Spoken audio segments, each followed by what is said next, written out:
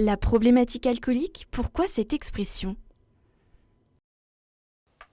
Dans notre pratique, le terme de problématique alcoolique a une signification ouverte. La réflexion s'élargit aux différents champs de l'activité humaine qu'elle influence. Nous avons appris à la décliner de cette manière au sein de notre groupe de parole. Quelle en est votre définition? Problématique est un mot particulièrement approprié. Le singulier ne doit pas induire en erreur.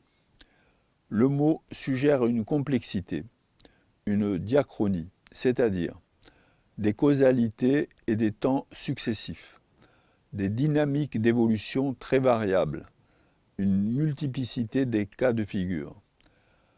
L'alcool ouvre ainsi à la compréhension du monde tel qu'il est, tel qu'il se vit. Votre point de vue semble éloigné des conceptions orthodoxes. Des conceptions dominantes.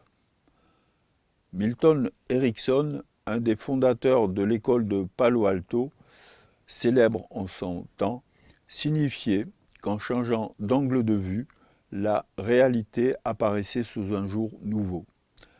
Le changement d'angle correspond à l'orientation générale de notre dernier livre, Ce que nous apprennent les addictions. L'alcoolologie nous a appris la relativité.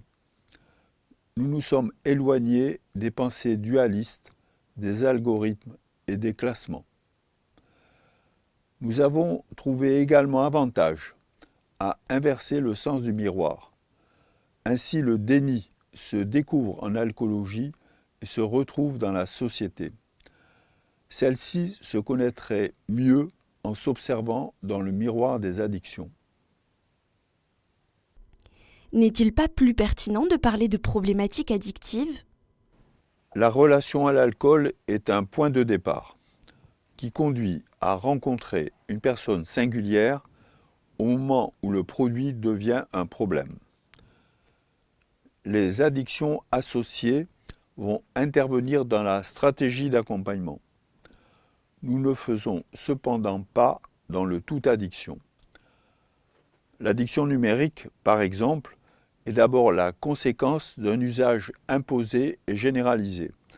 Le soin est hors jeu. Le contrôle de cette addiction serait d'ordre culturel et technique, donc politique. Par ailleurs, nous pouvons orienter les polytoxicomanies où il convient. La règle les concernant est la substitution des produits et la gestion des dommages. Pour l'alcool, l'option est plus révolutionnaire. Notre objectif principal consiste, dès que possible et autant que possible, à favoriser l'élaboration mentale et l'esprit critique d'une personne qui n'a jamais choisi la dépendance à l'alcool. Quelle place faites-vous aux comorbidités psychiatriques?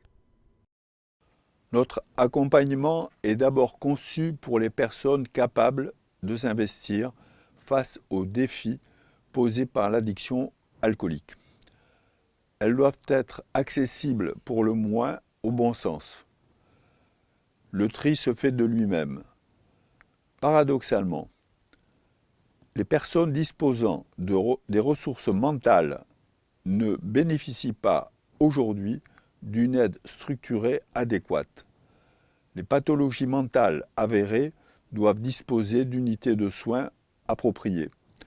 Ces comorbidités sont d'ailleurs en croissance régulière. Elles ont un coût social sous-évalué et de ce fait préoccupant. À un autre point de vue, elles pèsent sur les capacités de remise en question des personnes concernées.